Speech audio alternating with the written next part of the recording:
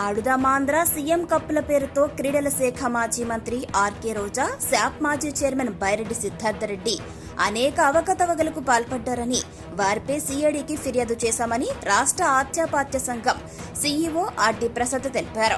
విజయవాడలో ఆయన విలేకరులతో మాట్లాడారు. ఆడుదామాంధ్ర పేరుతో జరిగినటువంటి వందల కోట్ల రూపాయల అక్రమాలపై సీఐడీ విచారణ కోరుతూ ఈ నెల 11న అమలపు డీజీపీకి ఫిర్యాదు చేశానన్నారు. వారి హయాంలో పనిచేసిన శాప్ ఎండీలు, శాప్ ఉన్నతాధికారులు అన్ని జిల్లాల్లోని డిఎస్ఓలపై విచారణ జరపాలని కోరానన్నారు. క్రీడాకోట ద్వారా మెడికల్, ఇంజనీరింగ్, ట్రిపుల్ ప్రవేశాలు పొందిన వారిపైన విచారణ చేపట్టాలన్నారు. నాటి కార్యక్రమాలకు సంబంధించిన దస్త్రాలన్నీ సీజ్ చేయాలని ఆయన కోరారు. 5 ఏళ్ల కాలంలో శాప్ ఇంజనీరింగ్ విభాగం అధికారులు చేపట్టిన పనుల్లో అవకతవకలను కూడా పరిశీలించాలన్నారు. ఈ సమావేశంలో మోడర్న్ ఖోఖో సంఘం అధ్యక్షుడు Ruthula Appalaswamy, tennis ball cricket సంఘం సంయుక్త కార్యదర్శి ఆర్ బాబునాయక్, కృష్ణా జిల్లా కబడ్డీ సంఘం మాజీ కార్యదర్శి కేవీ నాంచర్య పాల్గొన్నారు.